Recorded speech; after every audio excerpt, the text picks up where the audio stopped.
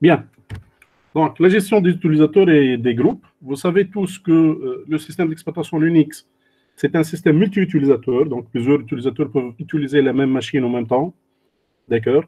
Et donc, comme ça, on doit gérer ces utilisateurs en tant qu'administrateur système. On doit gérer ces utilisateurs. D'accord? On doit, entre autres, leur permettre de se connecter sur la machine. Mais avant de faire la connexion sur la machine, on va leur créer leur compte. D'accord? En plus, donc, on peut les organiser en groupe. D'accord? Donc, chaque utilisateur peut appartenir à au moins un groupe qui s'appelle groupe principal et il peut appartenir, bien sûr, à d'autres groupes dans lesquels ces groupes seront des groupes secondaires pour cet utilisateur.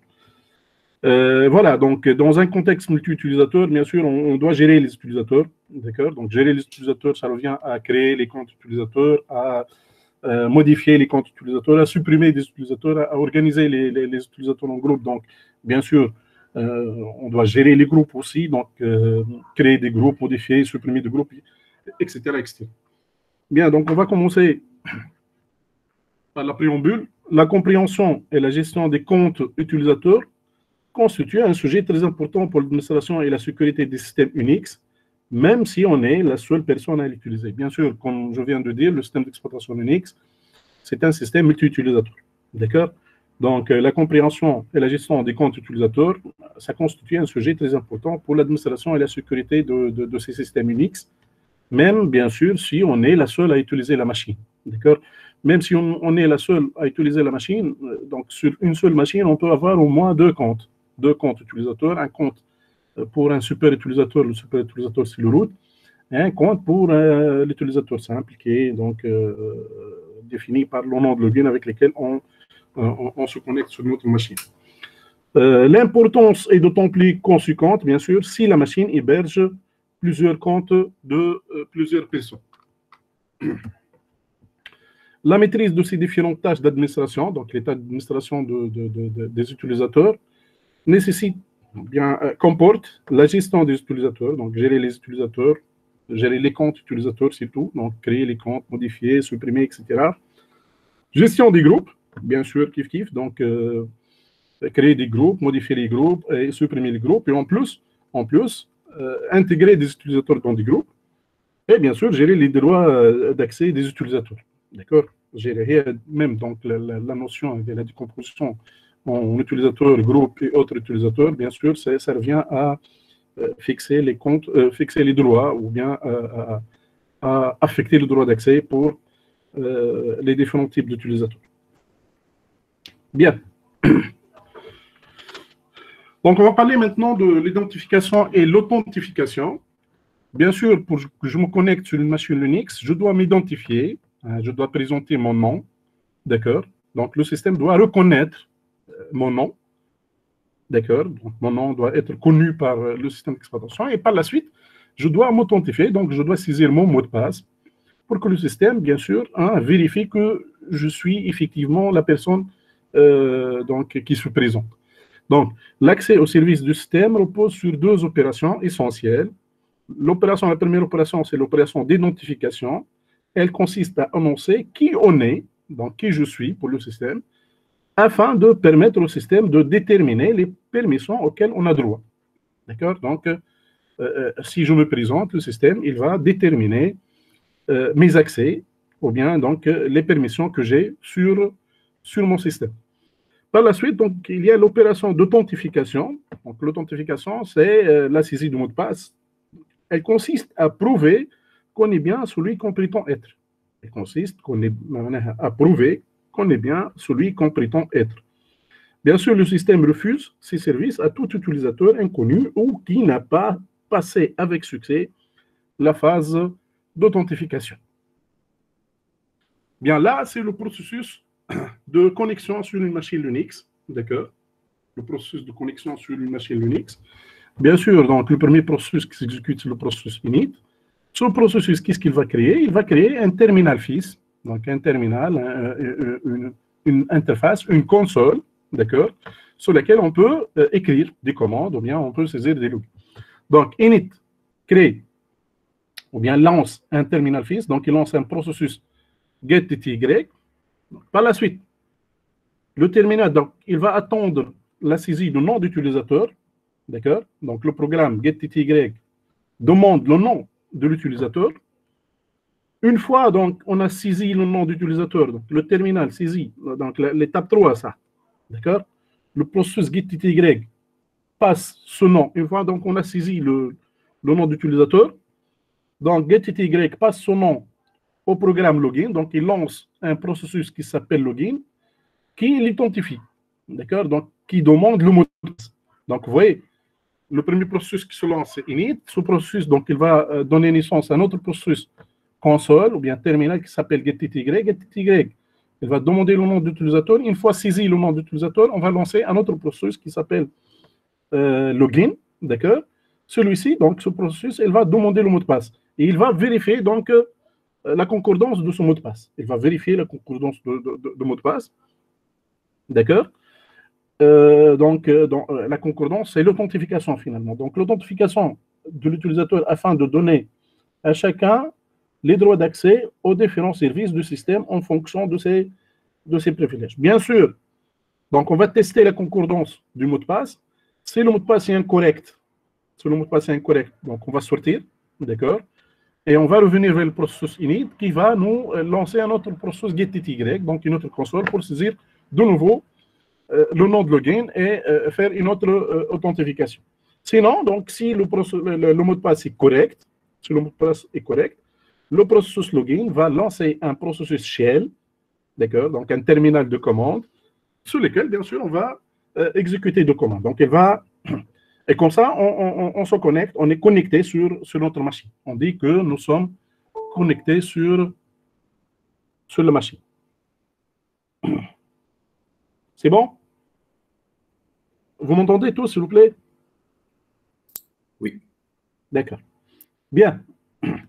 Bien sûr, une fois donc le terminal, le processus shell est lancé, donc le shell, c'est l'invite de commande, hein. Donc on va l'utiliser, d'accord, pour exécuter des programmes, pour exploiter la machine, jusqu'à, bien sûr, la terminaison de la session.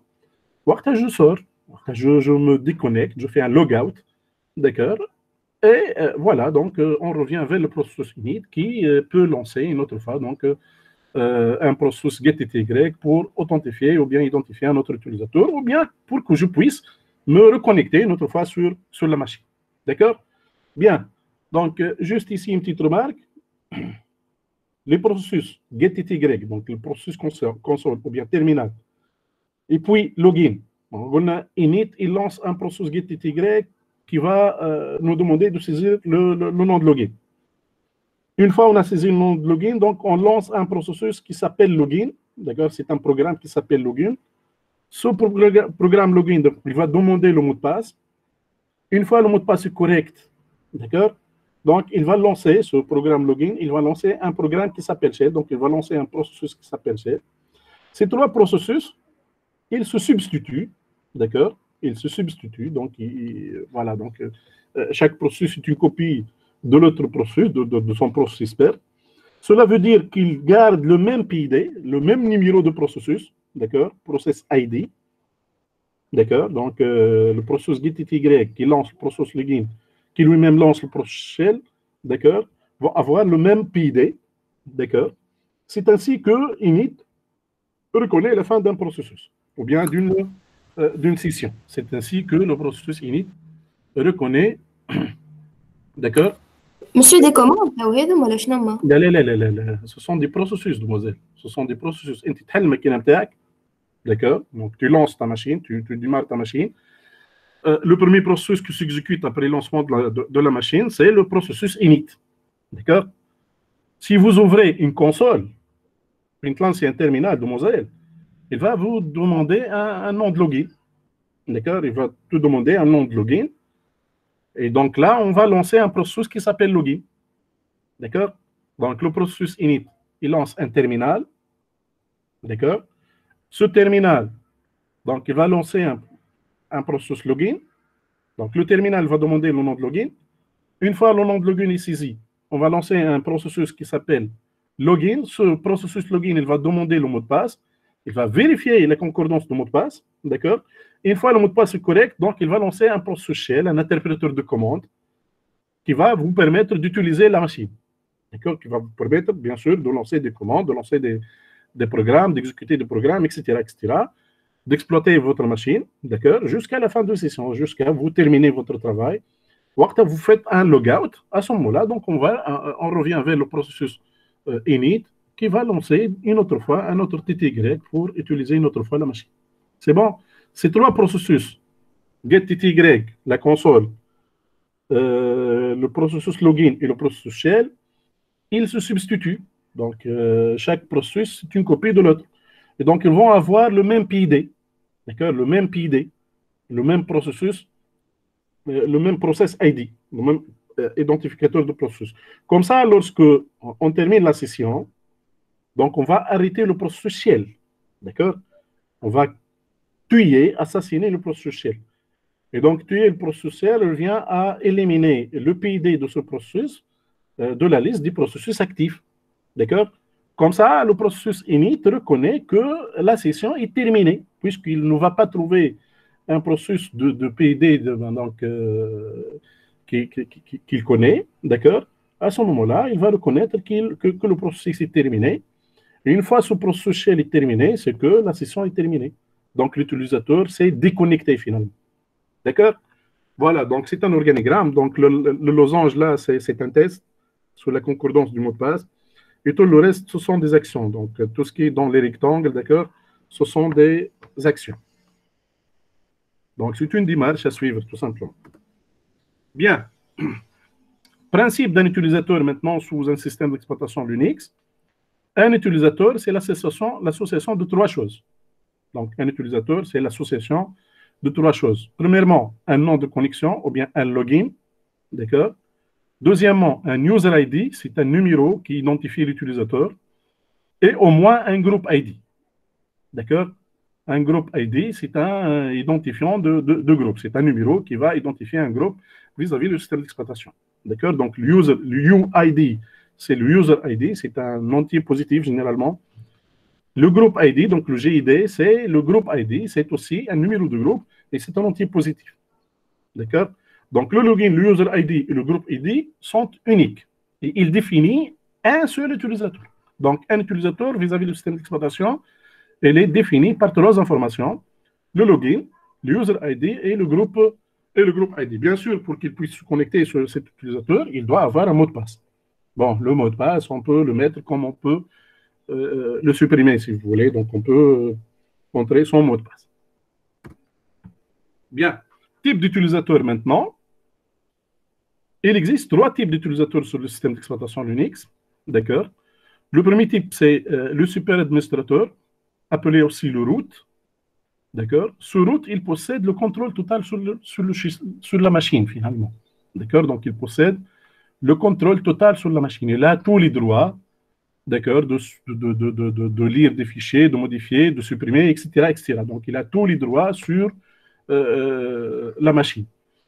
Deuxième type, les utilisateurs applicatifs. D'accord? Ce sont des utilisateurs de type logiciel, si vous voulez. D'accord? Le principal intérêt est de faciliter la gestion des droits d'accès, des applications et des démons. Vous voyez, lorsque vous installez, par exemple, une application sur votre smartphone, d'accord, sur votre smartphone Android ou bien iOS, d'accord. Donc, lors de l'installation, une fois terminée l'installation, parfois, on vous demande, donc, on vous dit que l'application a besoin d'accéder à vos photos, d'accéder à vos... C'est un utilisateur, donc c'est un type d'utilisateur applicatif, d'accord, qui va utiliser les ressources de votre machine, d'accord. Donc, le principal intérêt des utilisateurs applicatifs sur le système d'exploitation Linux, c'est de faciliter la gestion des droits d'accès, des applications et des démons, d'accord. Donc, faciliter les droits d'accès, des applications et des démons. Les démons, comme je le dis toujours, ce sont des processus qui tournent en continu. D'accord, qui tournent en continu, qui sont chargés de tâches système. Donc, par exemple, l'écoute des signaux à partir du clavier ou bien l'écoute des signaux à partir de la souris, etc., etc. Donc, exemple d'utilisateur applicatif, un compte nommé Mail. Donc, Mail, c'est un compte qui va gérer les emails. D'accord? Voilà, donc c'est un compte utilisateur qui va utiliser votre machine. Donc, utiliser la machine, mais utiliser les ressources de la machine, utiliser le processeur, utiliser le disque, utiliser des fichiers, utiliser des répertoires, etc. Le troisième type, ce sont les utilisateurs simples, d'accord? Ce sont des comptes permettant aux utilisateurs de se connecter et d'utiliser les ressources de la machine. Donc, si je veux utiliser les ressources de ma machine, d'accord, je dois avoir un compte utilisateur simple. Bon, je peux entrer en tant que root, d'accord, mais parfois c'est très déconseillé d'utiliser le root, surtout si on n'est pas connaisseur, d'accord, on n'est pas connaisseur à ce moment-là, donc puisque j'ai tous les droits sur la machine, je peux supprimer des fichiers qui vont déstabiliser le fonctionnement de la machine. Donc, il vaut mieux entrer en tant que simple utilisateur. Et si on a besoin donc, de quelque chose, à ce moment-là, donc on switch vers le compte route et on revient par la suite vers notre compte utilisateur simple. Voilà. Donc, parlons de login.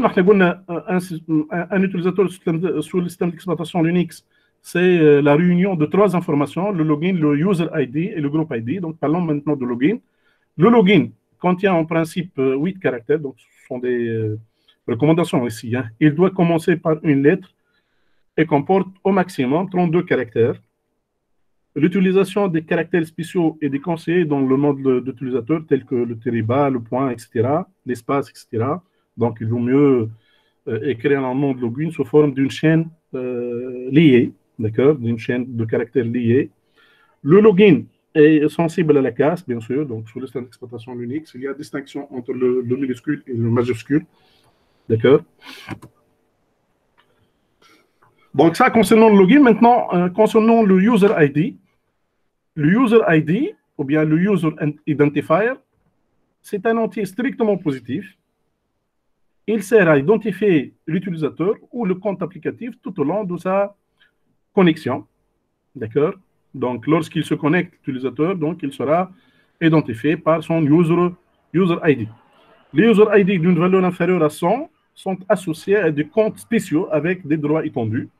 Donc, les user ID entre 0 et 100 sont réservés, d'accord, sont réservés. Donc, lorsque je crée un nouveau compte, ce nouveau compte utilisateur, il va avoir un user ID, bien sûr, supérieur à 100. Seul le user ID 0 et le groupe ID 0 sont standardisés et qui identifient le root. Donc, pour toutes les distributions Linux, d'accord, le user ID 0 et le groupe ID 0 sont standards et ils identifient le root. Donc, tout le reste ne sont pas standards. Donc, pour chaque distribution, le user ID 1, donc, il correspond à un utilisateur. Pour une autre distribution, ça correspond à un autre utilisateur. D'accord? Un autre utilisateur, bien sûr, spécial. D'accord? Par contre, seul le user ID 0 et le groupe ID sont standards, d'accord, pour les distributions Linux, et ils identifient le root. Bien, donc, selon les distributions Linux, vous savez, les distributions en Debian, Red Hat, Fedora, etc. Donc, à partir de 100, 500 ou 1000, donc 100 ou bien 500 ou bien 1000, et ce jusqu'à environ 60 000, ce sont les user ID des utilisateurs sans pouvoir particulier. D'accord? Donc, sans pouvoir particulier, des utilisateurs simples. D'accord? Puisque les 100 premiers, ou bien les 500 premiers, ou bien les 1000 premiers user ID sont réservés, bien sûr. Donc, tout le reste sont disponibles et vous pouvez les utiliser pour créer donc, des comptes utilisateurs. Donc, au maximum, combien de comptes utilisateurs simples on peut créer sur une distribution Linux? Donc, selon les distributions, c'est 60 000 moins 101 ou bien 60 000 moins 501. 501 puisque on commence à partir de 0. Le 0, c'est pour le root. D'accord? Et nous avons donc 500 autres. Ou bien donc 60 000 moins 1001. D'accord? Donc, ça sera 50 999 comptes utilisateurs simples que vous pouvez créer sur une machine Linux. Et tous ces utilisateurs peuvent travailler en même temps sur cette machine. Bien, donc parlons maintenant des groupes. D'accord? Un groupe est un ensemble d'utilisateurs qui partagent les mêmes ressources sur le système. Donc, un groupe, c'est un ensemble d'utilisateurs qui partagent les mêmes ressources sur le système et ils sont identifiés par un groupe ID. D'accord? Donc, un groupe, c'est lié à des ressources sur la machine, sur le système, qui vont les partager. D'accord? Chaque utilisateur fait partie d'au moins un groupe. Chaque utilisateur fait partie d'au moins un groupe, donc c'est son groupe principal. Il peut appartenir à plusieurs autres groupes qui sont des groupes secondaires. Comme pour les logins, le GID, ou bien le groupe ID du groupe, accompagne toujours l'utilisateur pour le contrôle de ses droits. D'accord? Donc, comme pour le login et le user ID, le groupe ID du groupe accompagne toujours l'utilisateur pour le contrôle de ses droits. Un utilisateur peut faire partie de plusieurs groupes, d'accord, dont un est le groupe principal ou bien primaire, et bien sûr, tous les autres sont des groupes secondaires, pour lesquels donc il va partager les ressources de ces groupes secondaires. Bien sûr, donc il va avoir les droits de ces groupes secondaires pour ces ressources. Donc, il existe deux types de groupes pour un utilisateur, le groupe primaire et le groupe secondaire.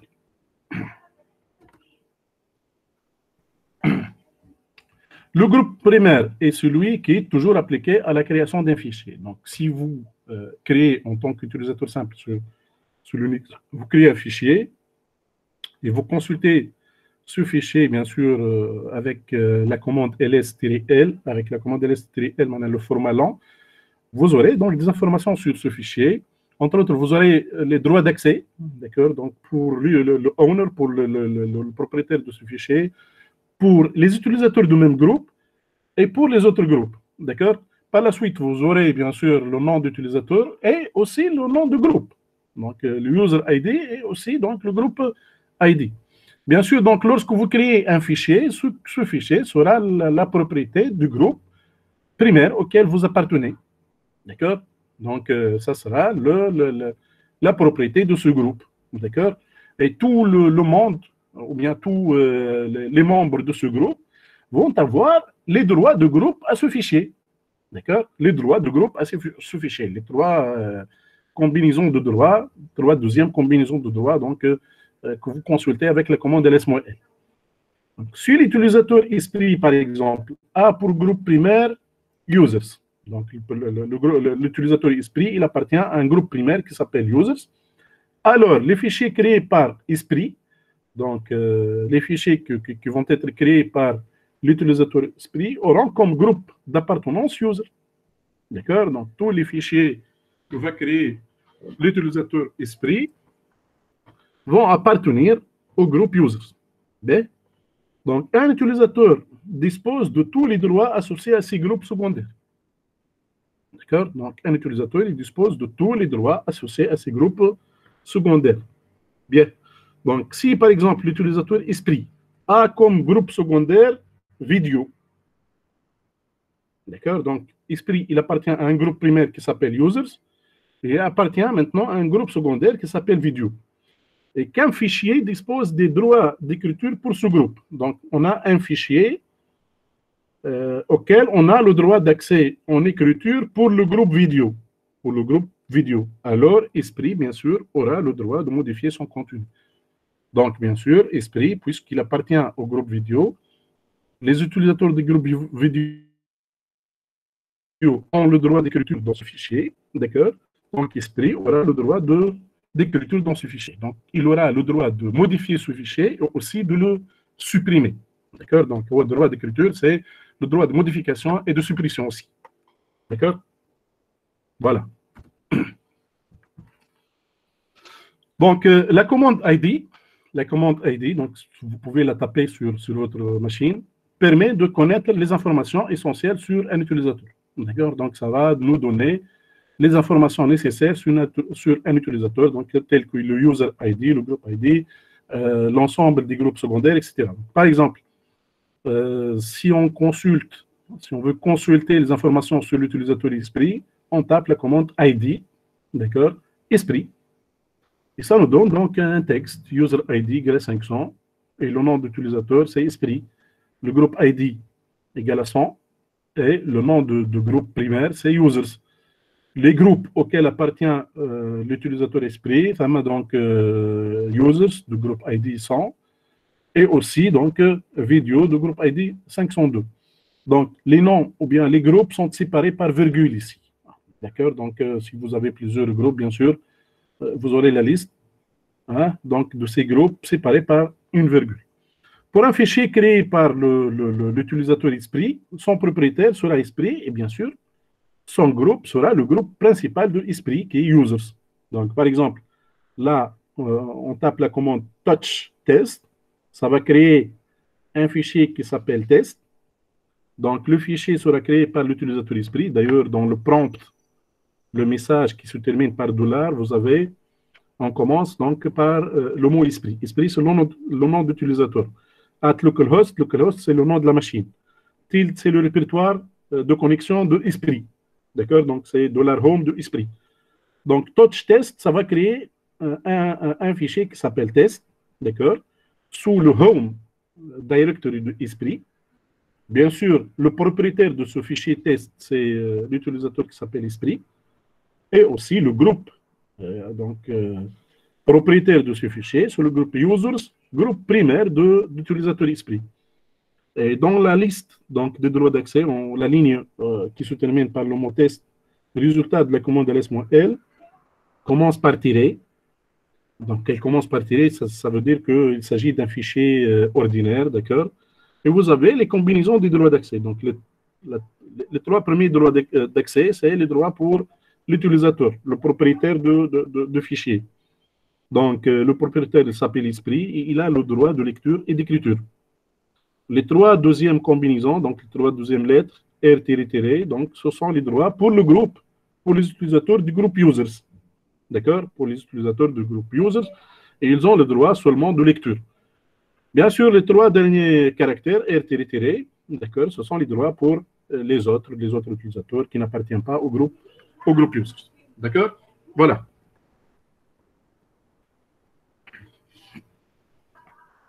Bien.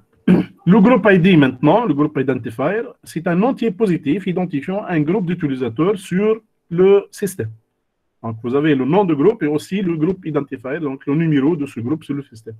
Si le groupe n'est pas spécifié au moment de la création, d'accord, c'est généralement le cas. Donc, lorsqu'on fait la création d'un utilisateur, juste on tape la commande et on tape le nom de login. D'accord? On tape la commande qui va créer l'utilisateur et on tape le login. On ne spécifie pas généralement le groupe auquel on va donc affecter cet utilisateur. Donc, si le groupe n'est pas spécifié au moment de la création de l'utilisateur, il y a deux stratégies qui sont employées pour assigner un groupe par défaut. Donc, deux stratégies qui sont employées par les distributions Linux. D'accord? La première stratégie, le groupe par défaut est le même, d'accord, pour tous, pour tout le monde. Ce groupe, il s'appelle users, avec un groupe ID qui est égal à 100. D'accord? Avec un groupe ID qui est égal à 100. Donc, nous avons un groupe par défaut pour tout le monde. Si on crée un nouveau utilisateur, ce nouveau utilisateur sera affecté automatiquement à ce groupe qui s'appelle users. Comme sur Windows, donc vous avez le groupe users. Et à chaque fois que vous créez un compte, donc ce compte sera créé sous users ou l'utilisateur en français. La deuxième stratégie qui est utilisée par la majorité des distributions Linux maintenant, le nom de groupe est semblable à celui de login. D'accord? C'est la notion de groupe privé par utilisateur. User Private Group. C'est la stratégie la plus utilisée actuellement. Donc, si vous créez un compte utilisateur, d'accord, et que vous ne spécifiez pas le groupe auquel vous allez affecter cet utilisateur, donc le système, qu'est-ce qu'il va faire? Il va créer un groupe privé pour cet utilisateur avec le même nom. D'accord? Et cet utilisateur va appartenir à ce groupe de même nom. Donc, si par exemple on crée un utilisateur qui s'appelle Esprit, le système va nous créer un groupe qui s'appelle Esprit auquel donc il va affecter l'utilisateur Esprit. D'accord? Bien sûr, ce groupe, c'est un groupe, hein, donc on peut lui affecter d'autres membres en spécifiant bien sûr le nom de ce groupe au moment de la création des autres membres. D'accord? Mais si on ne spécifie pas de groupe au moment de la création de compte utilisateur, bien sûr, le système, hein, donc, soit il va utiliser la première stratégie, qui est de plus en plus abandonnée maintenant, soit, généralement, il va utiliser la deuxième stratégie. Donc, il va créer un groupe privé pour cet utilisateur, d'accord, avec le même nom. Bien, donc, parlons maintenant des mots de passe. On a terminé de parler des groupes et des logins, des user ID aussi. D'accord? Maintenant, parlons des mots de passe, de l'authentification. Le mot de passe permet d'authentifier les utilisateurs. Les mots de passe permettent d'authentifier les utilisateurs. Donc, de vérifier est-ce que l'utilisateur, c'est celui qui demande l'accès à la machine ou bien non. La saisie est masquée. Rien ne s'affiche. Bien sûr, lorsque vous saisissez un mot de passe sous Linux, vous ne voyez rien, ni étoile, ni rien du tout. D'accord? Même le curseur n'avance pas. D'accord? Il est sur place. Donc, les mots de passe doivent être assez complexes pour ne pas être découverts facilement, mais assez intuitifs pour que l'utilisateur s'en souvienne aussi facilement. D'accord? Les mots de passe sont cryptés. D'accord? Sont cryptés, bien sûr. Sont enregistrés sous leur forme cryptée. Donc, les méthodes de cryptage, Linux, l'MD5, DES, etc. Ils ne sont pas directement lisibles sous leur forme cryptée par l'utilisateur. D'accord? Bien sûr, l'emplacement, là où on enregistre les mots de passe, il est bien sûr protégé contre l'accès en lecture pour les utilisateurs simples, bien sûr, pour ne pas, bien sûr, prendre le code crypté et donc essayer de le décrypter via un quelconque traitement. Bien sûr, l'utilisateur doit changer régulièrement son mot de passe, donc pour des raisons de sécurité. Il est possible de forcer la longueur et la complexité via les mécanismes d'authentification PAM et le fichier /etc/login.devs. Donc, on peut, via le fichier /etc/login.devs, donc forcer la longueur en nombre de caractères, bien sûr, et la complexité du mot de passe. D'accord? Ce fichier /etc/login.devs est également, c'est un fichier de configuration, hein, est également consulté afin de modifier les informations relatives aux utilisateurs, tels que l'user ID, le groupe ID, le UMask, etc. Donc, le UMask ici, ça définit les droits d'accès pour les futurs fichiers qu'on va créer. Vous voyez, si vous créez un fichier, il y a des droits d'accès par défaut qui seront affectés, n'est-ce pas? Donc, l'affectation de ces droits d'accès se fait par la commande UMask. Donc, l'affectation par défaut.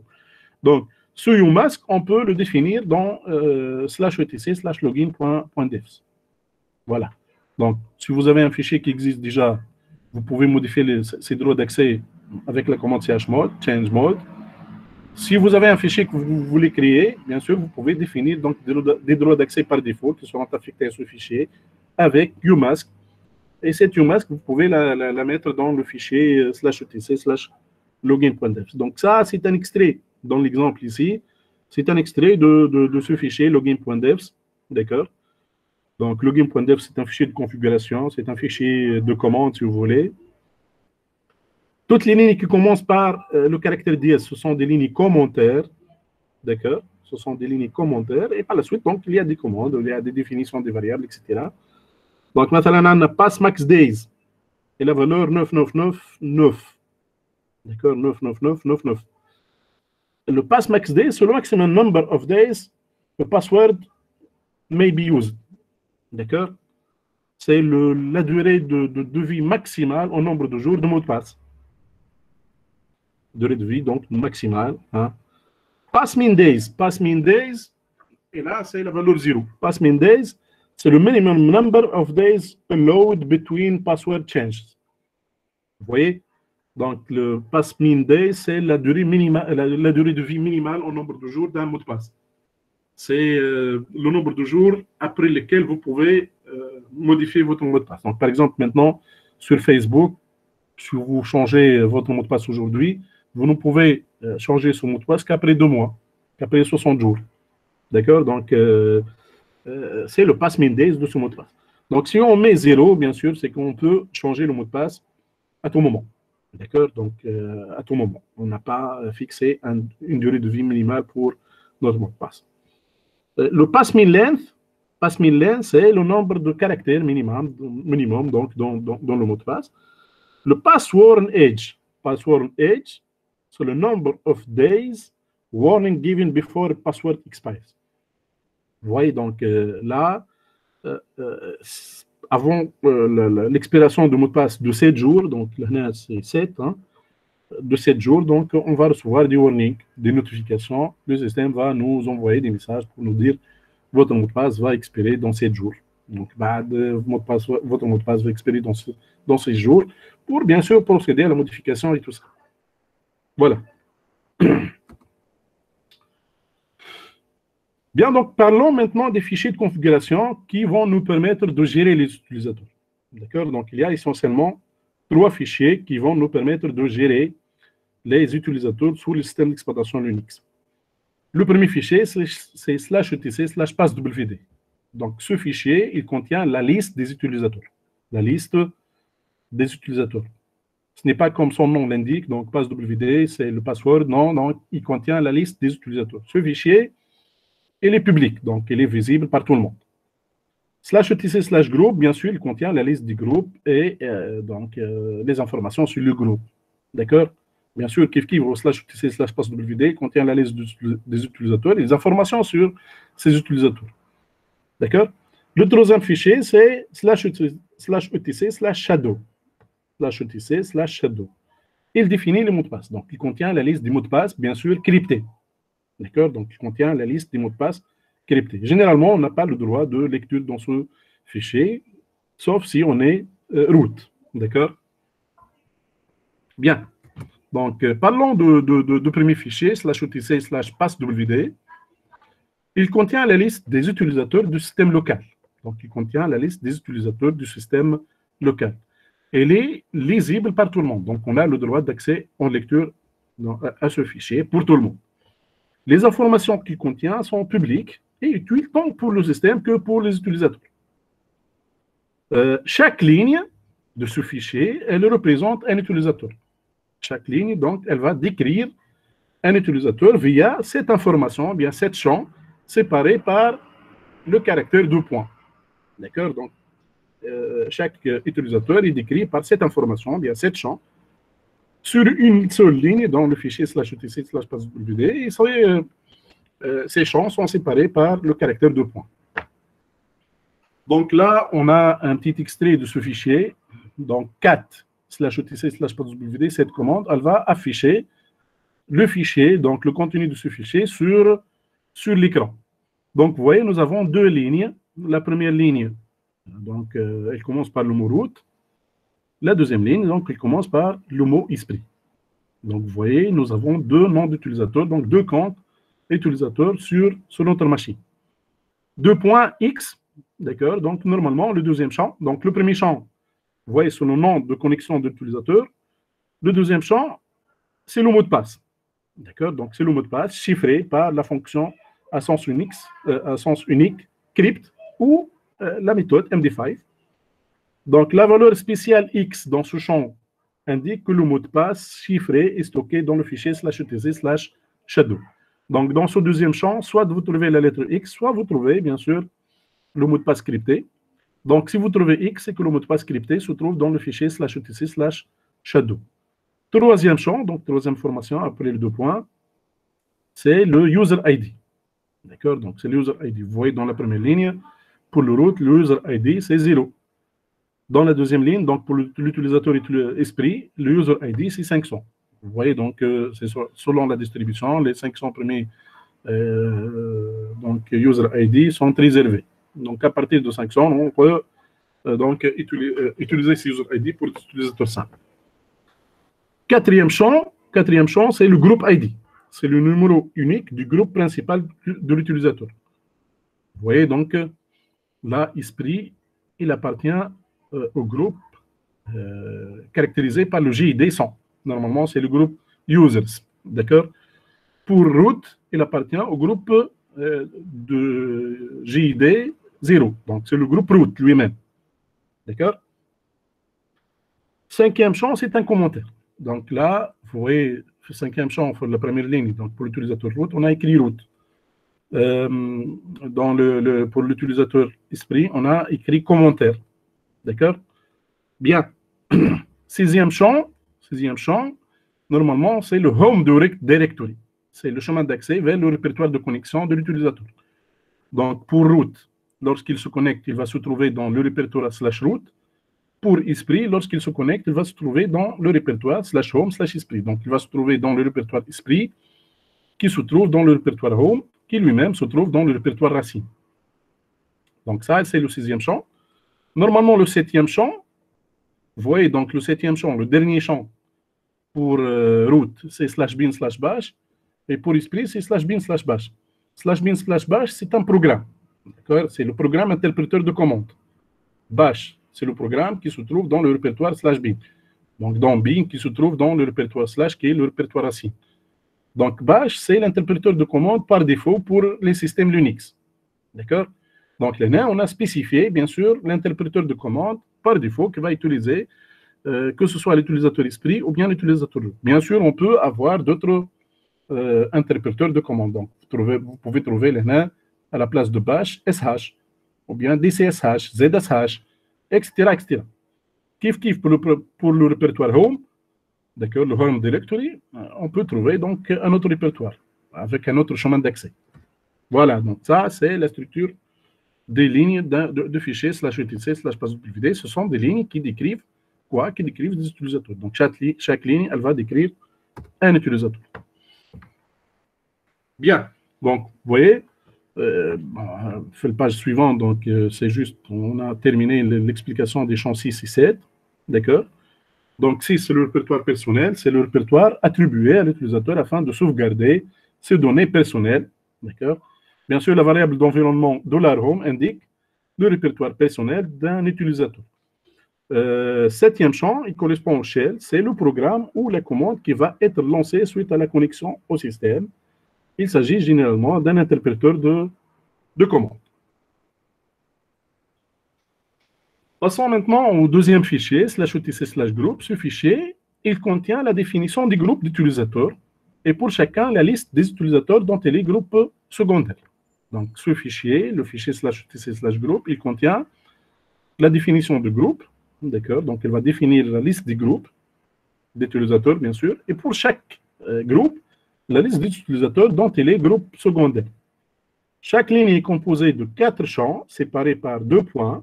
D'accord? Donc, si on affiche ce fichier sur l'écran, vous pouvez donc taper ces commandes. Hein, donc, chez vous, sur votre terminal, vous pouvez taper 4/etc/group et voir de quoi il s'agit.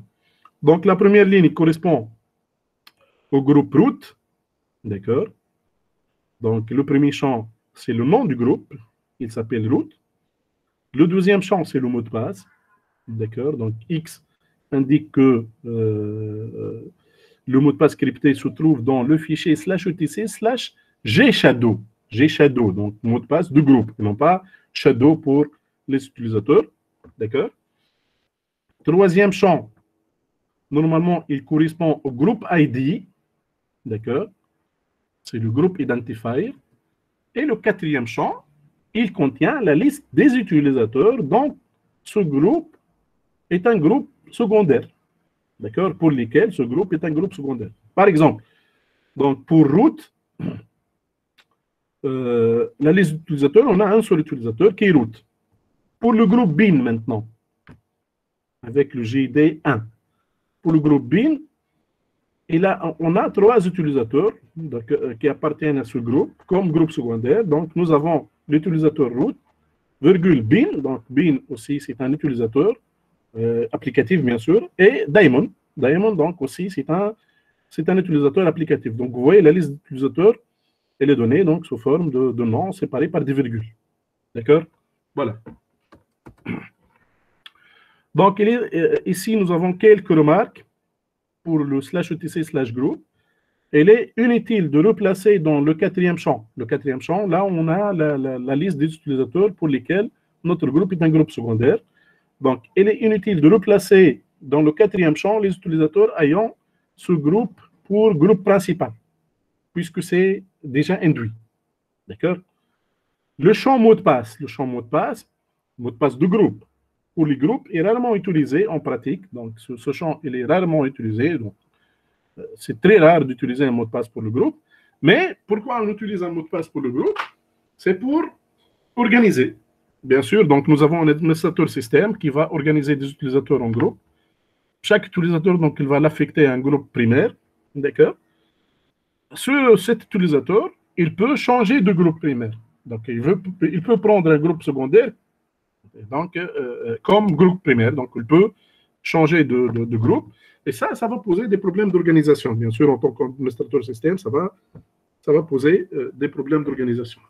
Donc, à ce moment-là, il faut centraliser la tâche de modifier le groupe primaire pour l'administrateur seulement. Donc, un utilisateur simple, on va lui inhiber le droit de changer de groupe primaire. Comment? Bien sûr, en faisant, donc en affectant un mot de passe pour les groupes. D'accord? Donc, comme ça, si l'utilisateur ne dispose pas de mot de passe, il ne peut pas changer de groupe que lorsqu'il demande à l'administrateur. Voilà, donc un utilisateur a le droit de changer de groupe afin de prendre un groupe secondaire comme groupe principal avec la commande new group. D'accord? Dans ce cas, l'administrateur peut mettre en place un mot de passe sur le groupe pour protéger l'accès à ce groupe en tant que groupe principal. Passons maintenant au troisième fichier, /etc/shadow. Donc, ce fichier accompagne bien sûr le fichier /etc/passwd. D'accord, il accompagne le fichier qui contient la liste des utilisateurs. Et il sert à stocker les mots de passe cryptés des utilisateurs. Donc, /etc/shadow, il contient les mots de passe des utilisateurs définis dans le fichier /etc/passwd. Donc, il contient toutes les informations sur le mot de passe et sa validité dans le temps. D'accord? Chaque ligne est composée de 9 champs séparés par des 2 points. D'accord? Donc, séparés par des 2 points. Si vous affichez ce fichier sur l'écran, vous voyez donc que chaque ligne, elle est composée de 9 champs. D'accord? Elle est composée de 9 champs. Le premier champ, c'est le nom d'utilisateur. D'accord? C'est le nom d'utilisateur. Deuxième champ, c'est le mot de passe. D'accord? C'est le nom, donc le premier champ, c'est le nom de login ou bien le nom d'utilisateur. Le deuxième champ, c'est le mot de passe crypté. D'accord? C'est le mot de passe crypté. Le nombre entre les deux $ initial indique le type de cryptage. D'accord? Donc, le deuxième champ, c'est le mot de passe crypté, bien sûr. Ce mot de passe, donc, il commence par indiquer le type de cryptage entre $. D'accord? Troisième champ, c'est le nombre de jours depuis le 1er janvier 1970. Donc, c'est une date référence. Hein. De dernier changement de mot de passe, nombre de jours depuis le 1er janvier 70, de dernier changement de mot de passe. Quatrième champ, c'est le nombre de jours avant lequel le mot de passe ne peut pas être changé. C'est donc la durée de vie minimale de mot de passe. D'accord?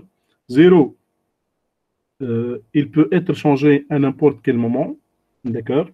Donc, si vous mettez dans ce champ 4, 0, c'est que vous n'avez pas spécifié une durée de vie minimale pour votre mot de passe. Vous pouvez changer votre mot de passe à tout moment. Champ 5, c'est le nombre de jours après lequel le mot de passe doit être changé. D'accord? Donc, c'est la durée de vie maximale de votre mot de passe. Champ 6, c'est le nombre de jours avant l'expiration du mot de passe durant lequel l'utilisateur doit être prévenu. D'accord? Donc, avec durée le warning, avant 7 jours, donc de la fin, vous allez recevoir des notifications. Champ 7, c'est le nombre de jours après l'expiration du mot de passe après lesquels le compte est désactivé.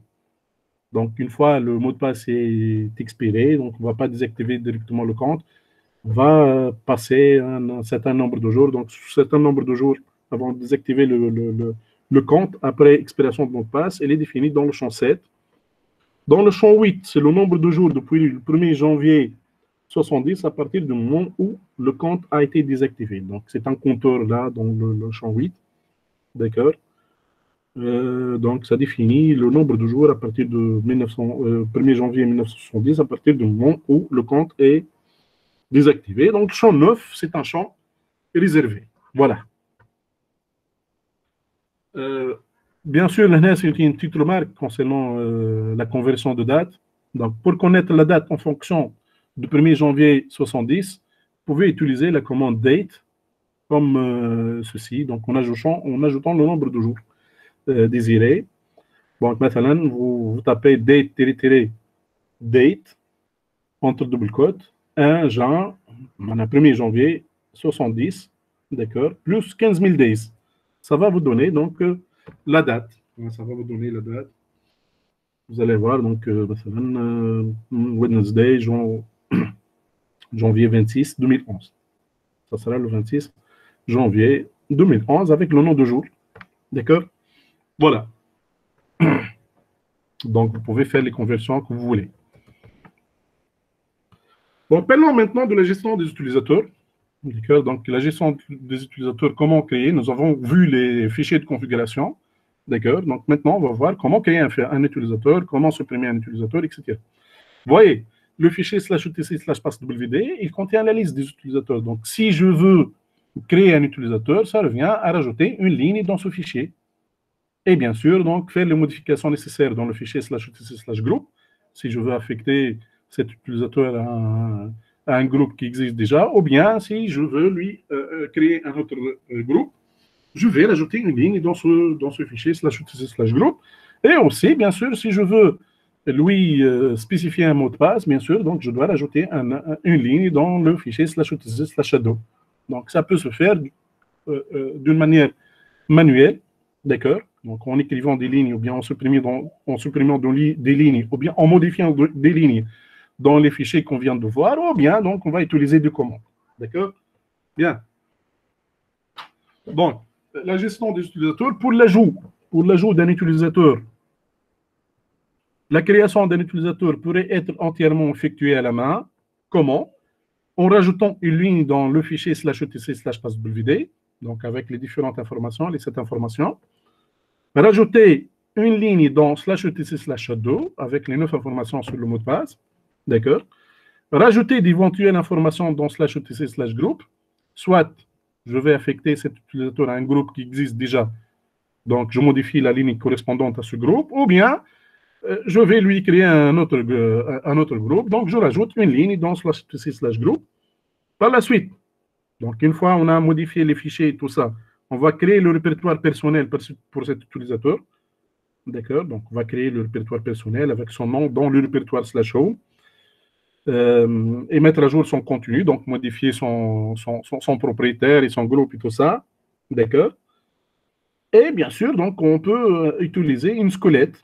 D'accord? Une squelette d'un répertoire pour un utilisateur. D'accord? La squelette, c'est la squelette /etc/scale. D'accord? Ça va créer donc un certain nombre de répertoires sur le répertoire home, qui m'a مثلا desktop ou my document ou mes images, etc. Qui m'a Windows.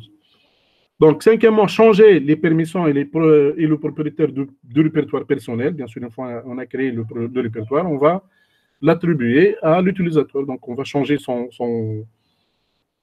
propriétaire avec la commande chown.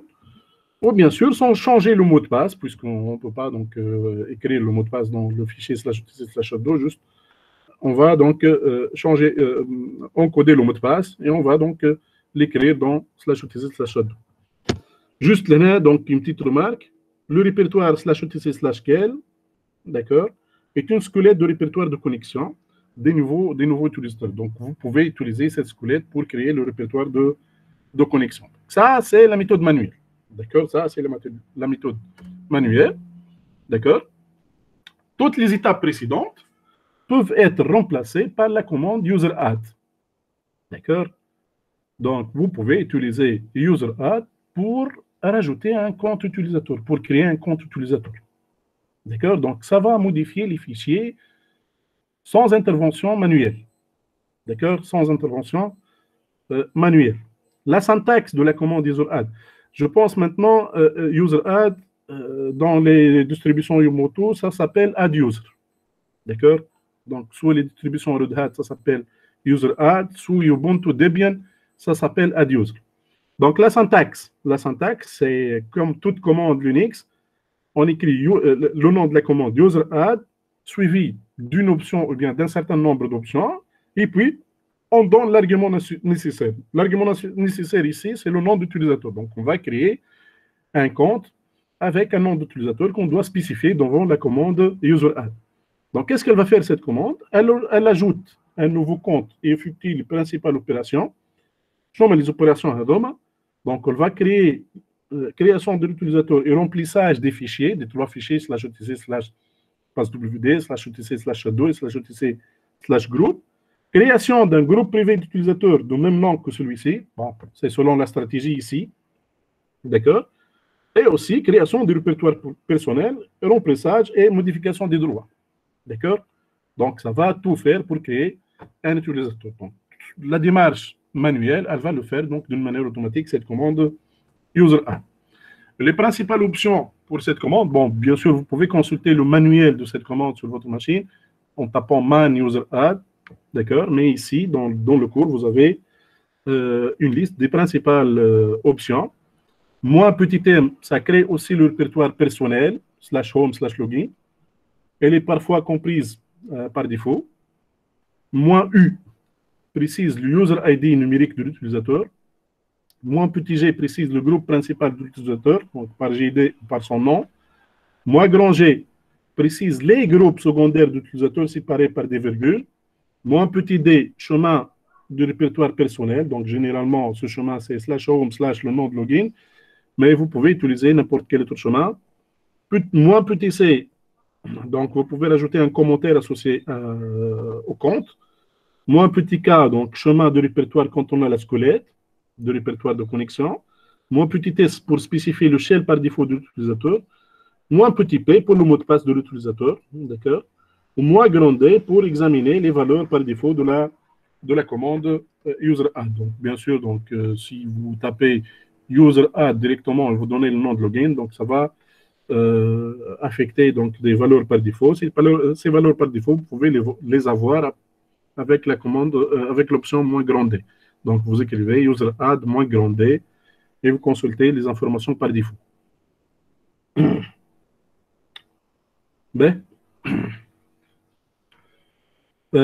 bien sûr, si aucune option n'est précisée, donc si aucune des précisions qu'on vient de citer n'est précisée, vous tapez directement user add et le nom de login.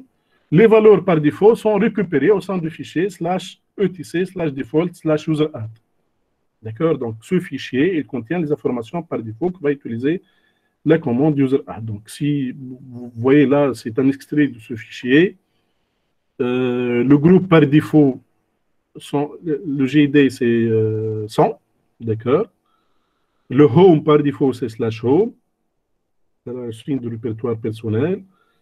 Inactive, c'est le nombre de jours avant destruction de compte, c'est la durée de vie donc de ce compte. Vous voyez, moins 1, on n'a pas spécifié de durée de vie pour le compte.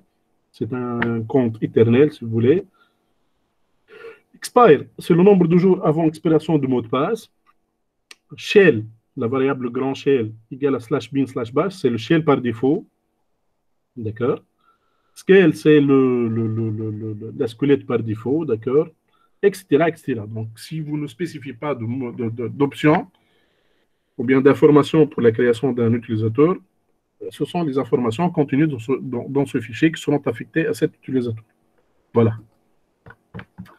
Bien, c'est un petit exercice là. Donnez la commande qui ajoute la ligne suivante dans le fichier /etc/passwd.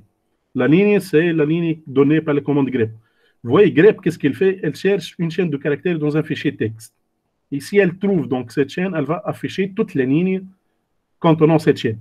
D'accord? Donc, si je fais un grep Robert, je vais chercher une ligne qui contient le mot Robert dans le fichier /etc/passwd. Elle nous a donné quoi? Elle nous a donné donc une ligne qui commence par le mot Robert. D'accord? Donc, c'est le nom de login, c'est Robert. X, donc c'est le mot de passe. Le mot de passe se trouve dans le fichier /etc/shodo. 1010, c'est le user ID. 100, c'est le groupe ID. Compte de Robert, c'est un commentaire. /home/Robert, c'est quoi? C'est le répertoire de connexion de cet utilisateur Robert.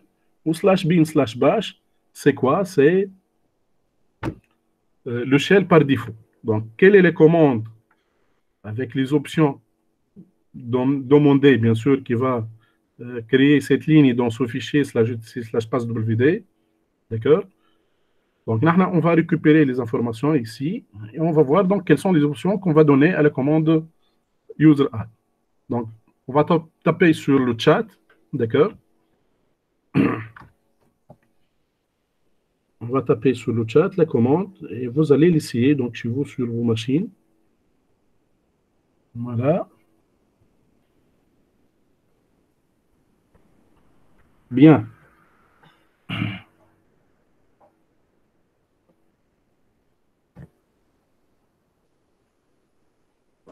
Alors,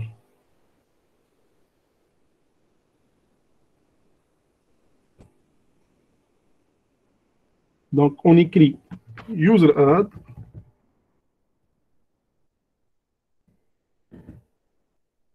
Quel est le nom de cet utilisateur? Robert.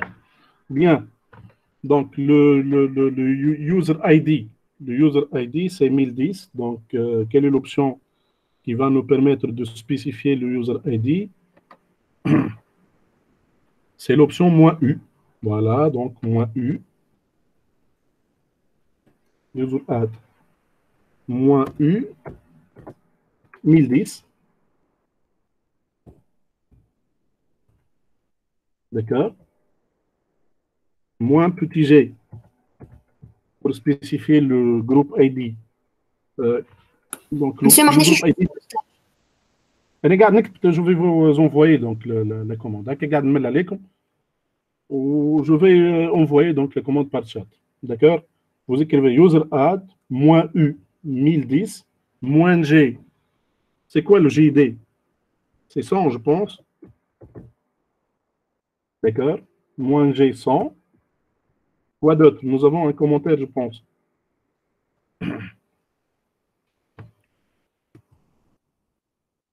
Nous avons un commentaire compte de Robert. Compte de Robert. Donc, comment écrire un commentaire? C'est avec l'option "-c". Donc, j'écris "-c compte de Robert". Moins petit c.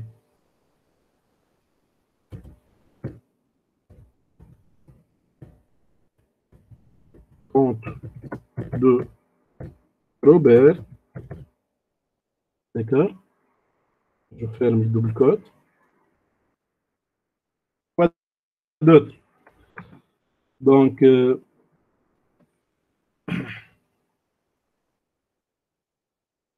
/home/Robert, c'est le home directory. /home/Robert, c'est le home directory. Donc, comment spécifier le home directory? C'est moins précise, donc le groupe, -d chemin de répertoire personnel, donc -d /home/Robert.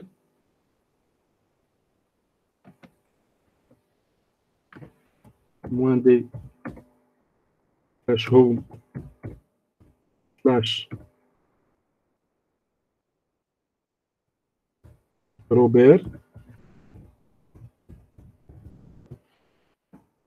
-m pour créer ce chemin d'accès, donc /home/Robert, pour créer donc ce répertoire de connexion. -k /etc/scale scale pour utiliser donc la squelette /etc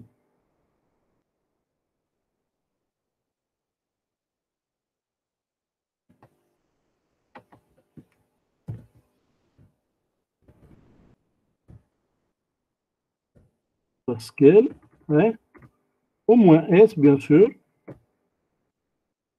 -s, donc pour le shell par défaut, d'accord, pour le shell par défaut, comment s'appelle le shell par défaut? C'est /bin/bash. Donc -s/bin/bash. -s, l'option -s bien sûr, /bin/bash, /bin/bash.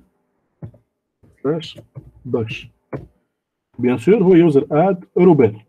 D'accord? User add Robert.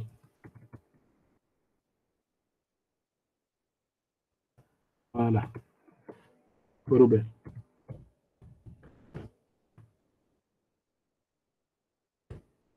Voilà. Donc ça, c'est la commande qui répond à la question de créer un utilisateur avec les informations données dans le fichier /utilisateur /etc/ /passwd. Donc user add Robert, -u 1010, donc pour spécifier le nom de login, c'est Robert. -u 1010, c'est pour spécifier l'user ID. moins petit g 100, c'est pour spécifier le groupe ID auquel donc, on va affecter cet utilisateur Robert. Moins petit c compte de Robert, donc c'est un commentaire qu'on va écrire donc, sur cet utilisateur Robert. Le chemin d'accès vers le répertoire de connexion, c'est /home/Robert, donc avec l'option -D.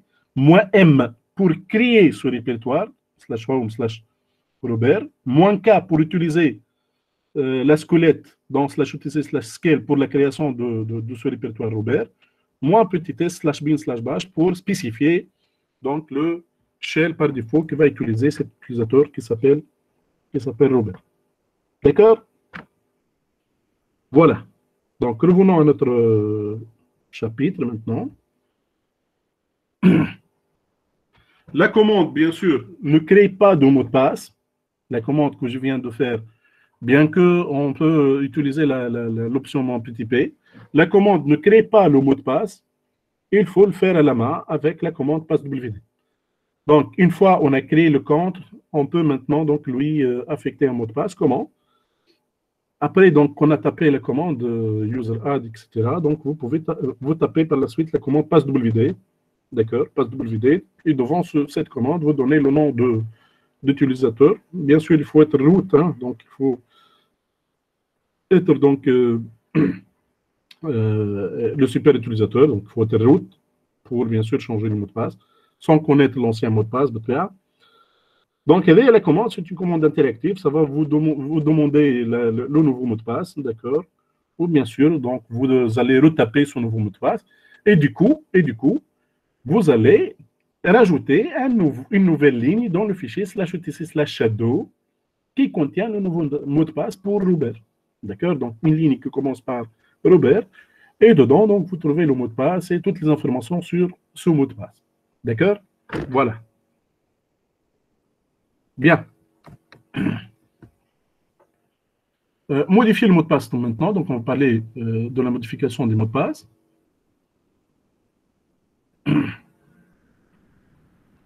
Donc, pour modifier le mot de passe d'un utilisateur, on utilise la commande passwd. Donc, la commande passwd permet de gérer les mots de passe, mais aussi les autorisations de connexion et la plupart des champs présents dans le fichier /utc/shadow.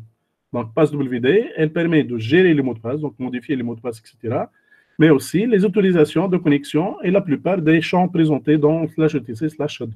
Dans /utc/shadow, nous avons donc des informations sur le mot de passe, la durée de vie minimale, la durée de vie maximale, etc., etc. Donc, tout utilisateur a le droit de changer son propre mot de passe dans le délai précisé par le champ 4. Le champ 4, c'est la durée de vie minimale du mot de passe. D'accord? Le champ 4 de /utc/shadow, c'est la durée de vie minimale de son mot de passe. D'accord? C'est le nombre de jours minimal avant le changement de mot de passe. Donc, bien sûr, tout utilisateur a le droit de changer son mot de passe après ces délais. D'accord? L'action par défaut est de changer le mot de passe de l'utilisateur courant. Donc, un utilisateur, il peut changer son propre mot de passe. L'ancien mot de passe est demandé par sécurité, bien sûr. Donc, si je veux changer mon mot de passe, je tape la commande passwd. Normalement, ça va me demander l'ancien mot de passe pour que je tape un nouveau mot de passe. Par contre, si on est root, d'accord, l'utilisateur root a le droit de modifier le mot de passe de tous les utilisateurs du système sans avoir à connaître le précédent mot de passe. D'accord? Donc, l'utilisateur root a le droit de modifier le mot de passe de tous les utilisateurs du système sans avoir à connaître le précédent mot de passe. Même son propre mot de passe. Donc, le root, il peut changer son propre mot de passe sans connaître l'ancien mot de passe. D'accord? Il peut changer donc, le mot de passe de tout autre utilisateur, bien sûr, sans connaître l'ancien mot de passe de cet utilisateur. Ben, donc, toutes les étapes précédentes de changer un mot de passe, ou bien des informations sur un mot de passe, peuvent être remplacées par la commande user add. Donc, bien sûr, peuvent être remplacées par la commande passwd. Passwd, c'est une faute de frappe là. Hein. Donc, peuvent être remplacées par la commande passwd. Donc, pour changer un mot de passe, bien sûr, on va changer toute la ligne sur toute la ligne donc, dans le fichier /shadow. Bien sûr, donc il faut crypter le mot de passe et faire un copier-coller, etc. Mais on peut donc remplacer tout ça par la commande passwd. Comme toute commande, bien sûr, l'Unix, la syntaxe, c'est de taper la commande passwd suivie d'une ou bien de plusieurs options, suivie, bien sûr, d'un nom de login, donc d'un nom d'utilisateur pour lequel on va changer le mot de passe. Donc, la commande passwd, la commande passwd permet de gérer les informations de validité de mot de passe et tous les champs de fichiers /etc/shadow donc peuvent être modifiés par cette commande passwd. Les principales options pour cette commande passwd, on a moins petit l pour lock, donc ça va verrouiller un compte, d'accord? Ça va verrouiller un compte utilisateur en plaçant bien sûr un point d'exclamation devant le mot de passe crypté. Vous voyez? Donc, pour verrouiller le compte d'un utilisateur, donc, verrouiller le compte, c'est que son mot de passe n'est plus utilisable. J'allais dans le fichier /etc/shadow, d'accord, et devant le mot de passe crypté, je rajoute le point d'exclamation. Et comme ça, bien sûr, donc, son compte, il est verrouillé.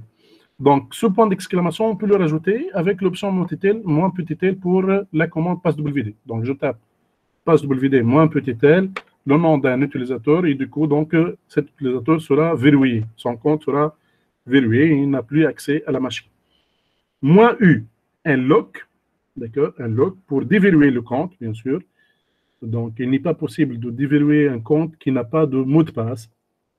Il faut utiliser en plus mon F pour cela.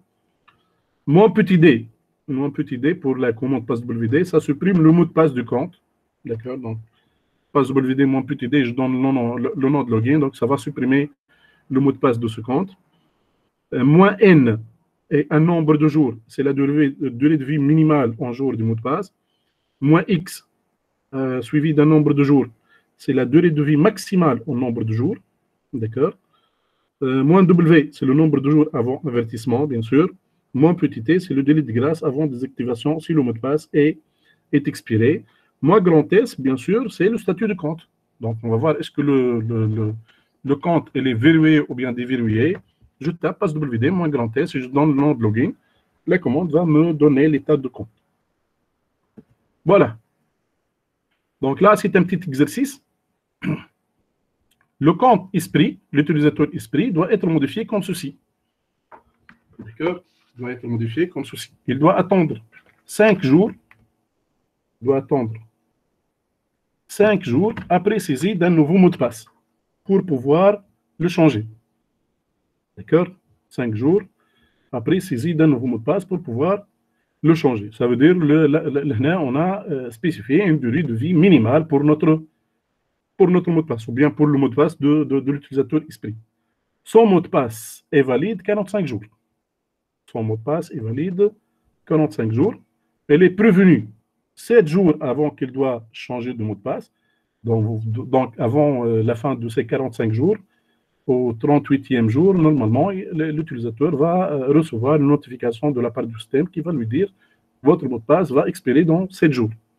S'il ne change pas le mot de passe après 45 jours, il dispose encore de 5 jours avant d'être désactivé. D'accord? Donc, le compte, c'est le délai de grâce, là.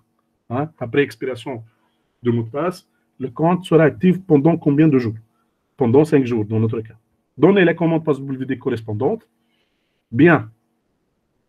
On va faire un passwd sur l'utilisateur esprit. Donc, l'argument, c'est esprit. D'accord? La durée de vie minimale, c'est l'option moins n. Durée de vie minimale, c'est 5, donc moins n5. Durée de vie maximale, c'est moins x, d'accord, donc moins x45. Le nombre de jours avant l'expiration, là où l'utilisateur reçoit des avertissements, c'est avec l'option moins w, donc moins w7, d'accord. Ou délai de grâce, avant désactivation du compte après expiration du mot de passe, c'est l'option moins petit i, donc moins i5. Et du coup, donc, vous allez modifier les champs de la ligne correspondante, donc /utc/shadow, selon les informations que vous donnez comme des options pour la commande passwd. Donc, vous voyez, dans le premier champ, c'est le nom d'utilisateur. Bien sûr, le deuxième champ, c'est le mot de passe. Crypté, d'accord. Donc 13, 9, 8, 4, c'est le nombre de jours à partir du 1er janvier 1970, à partir duquel donc, le mot de passe a été changé. 5, c'est la durée de vie minimale. 45, c'est la durée de vie maximale. 7, c'est le délai d'avertissement. Et 5, c'est le délai de grâce. Voilà. D'accord? Donc, comme ça, on a modifié le mot de passe de l'utilisateur esprit selon ce qui est demandé. Bien. Pour changer le mot de passe, ou bien pour gérer les mots de passe, on a une autre commande. On a une autre commande qui est la commande change. D'accord? Qui est la commande change. Cette commande change, elle n'est utilisable que par l'utilisateur root. D'accord? Donc, pour changer le mot de passe, soit vous utilisez la commande passe WD, donc cette commande est soit utilisée par le root, soit utilisée par l'utilisateur simple, ou bien vous utilisez la commande change, et cette commande n'est utilisable que par l'utilisateur root. D'accord? Que par l'utilisateur root. Vous m'entendez tous? Est-ce que vous m'entendez? Oui. D'accord. Bien. Donc, la commande change permet de faire à peu près la même chose que passe WD. Donc, la syntaxe, c'est la syntaxe habituelle d'une commande Linux. Donc, change option et vous donnez le nom de login. Elle n'est accessible que par le root. D'accord? Elle n'est accessible que par le root. D'accord? Lancée sans autre argument. Donc, si vous tapez la commande change et vous tapez entrer directement, elle va vous donner, donc elle va vous afficher une interface interactive. La commande devient interactive, donc elle va vous demander des choses, vous saisissez tout ça, d'accord? Notez à la fin la possibilité de modifier la date de dernier changement du mot de passe et une date fixe d'expiration du mot de passe, d'accord? Dans le champ 8 de slash utc slash shadow. D'accord? Donc, vous pouvez changer la date de la dernière modification sans modifier le mot de passe avec la commande change pour augmenter la durée de vie, etc. D'accord? Voilà. Donc, les principales options pour cette commande, on a moins grand E, ça permet de fixer une date d'expiration sous la forme Unix standard. D'accord? Sous la forme Unix standard. La forme Unix standard, c'est la forme nombre de jours à partir du 1er janvier 1970 plutôt, ou sous la forme, bien sûr, année, mois, jour. D'accord? Donc, date, année, mois, jour. Année sur 4 chiffres, mois sur 2 chiffres et jour sur 2 chiffres. Mois grand M permet de changer la valeur du nombre maximal de jours de validité du mot de passe. D'accord? Mois petit m permet de changer la valeur du nombre minimal de jours de validité du mot de passe. La durée de vie minimale. Moins grand W permet de changer le nombre de jours d'alerte avant un changement obligatoire de mot de passe. Moins petit d permet bien sûr de changer la date de dernier changement du mot de passe. Voilà. Donc là, c'est un diagramme qui vous indique les différentes options de cette commande change, dans le temps bien sûr. Moins petit d, donc c'est le dernier changement de mot de passe. D'accord. Moins grand m, ça va changer la date d'expiration de mot de passe. Moins grand I, ça va changer bien sûr la date de désactivation du mot de passe. Moins E, grand E, c'est la date d'expiration. Au moins W, c'est le nombre de jours d'avertissement avant expiration bien sûr du mot de passe. Voilà. Donc on a parlé de la création d'un compte utilisateur, de la création d'un mot de passe pour un compte utilisateur. Maintenant, on va parler de la modification d'un compte utilisateur. Un utilisateur qui existe et on va modifier des informations sur cet utilisateur. On va maintenant modifier le groupe principal, etc. La commande usermod est utilisée pour modifier un compte utilisateur. Donc, la syntaxe est la syntaxe habituelle. Usermod comme user modification. D'accord? Option, login, bien sûr. Elle prend la même syntaxe et les mêmes options que user add, mais dispose aussi d'une syntaxe complémentaire. D'accord? Donc, les différentes options pour user mode, moins grand L pour verrouillage du compte, d'accord, comme passe WD mon petit L, moins grand I du verrouillage du compte, moins E suivi d'un nombre de jours, donc E comme expire. Le mot de passe expire un jour après le 1er janvier 1970, moins petit U modifie le user ID, donc en donnant le nouveau user ID, moins petit L login modifie le nom de login, d'accord. Moins petit m move implique la présence de moins petit d pour préciser un nouveau répertoire personnel. D'accord. Voilà, donc moins petit m, c'est pour faire un déplacement de répertoire personnel. Le contenu, bien sûr de l'ancien répertoire est déplacé dans le nouveau répertoire. Maintenant, comment supprimer un compte utilisateur? On utilise la commande userdel. Userdel pour supprimer. Si vous donnez le nom de login pour userdel, ça va supprimer l'utilisateur et il ne va pas supprimer le répertoire personnel pour cet utilisateur. C'est pour cela, normalement, on rajoute l'option mon petit r pour faire une suppression récursive. Donc, on supprime l'utilisateur ainsi que son répertoire de connexion, ainsi que toutes ces données. Voilà. Maintenant, la gestion des groupes. La gestion des groupes. Il nous reste 5 minutes, malheureusement. Donc, pour ajouter un groupe, vous pouvez créer un groupe directement dans le fichier /etc/group ou bien passer par les commandes associées. D'accord? Passer par les commandes associées. Bien sûr, pour ajouter un groupe, nous avons le fichier /etc/group. D'accord? Ce fichier, il contient la liste des groupes. Donc, rajouter un groupe, ça revient à rajouter une ligne dans ce fichier /etc/group et créer toutes les informations nécessaires sur ce groupe, d'accord, avec les liste des utilisateurs, etc., le groupe ID, le nom de groupe, il y a 4 champs, d'accord. Ou bien on peut utiliser la commande groupe add qui permet de créer un groupe. Sa syntaxe simple accepte l'argument petit g pour préciser un groupe ID précis. Pour lister tous les groupes, d'accord, primaire et secondaire d'un utilisateur, vous utilisez la commande groups. D'accord, donc vous tapez groups Salah, ça va vous donner donc les groupes auxquels appartient l'utilisateur Salah. Voilà. Pour modifier un groupe, vous pouvez bien sûr modifier la ligne correspondante dans le fichier ou bien utiliser la commande group mode. Group modification, d'accord. Group mode, donc option, nom de groupe. Et vous avez les différentes options. D'accord, donc moins N pour renommer les groupes, moins petit G pour modifier le groupe ID, moins A, vous donnez le nom d'un utilisateur pour ajouter un utilisateur spécifié dans ce groupe, d'accord, moins grand R pour supprimer un utilisateur à partir de ce groupe. Bien sûr, la commande groupe del supprime un groupe, donc vous avez un groupe à supprimer, bien sûr, vous tapez groupe del. Qu'est-ce qu'elle fait cette commande? Bien sûr, elle vérifie d'abord si le groupe que vous voulez supprimer est le groupe principal d'un utilisateur. Donc, si le groupe que vous voulez supprimer est un groupe principal pour un utilisateur, bien sûr, la commande groupe del ne va pas le supprimer. D'accord? Dans ce cas, le groupe ne peut pas être supprimé.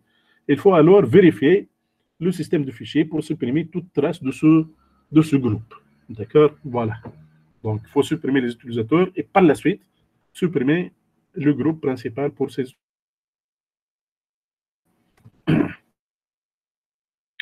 Bien, donc, pour le contrôle de propriétaire d'un fichier, pour changer la commande chfn ou bien change full name, permet d'indiquer dans le champ numéro 5 du fichier /etc/passwd différentes informations sur un utilisateur.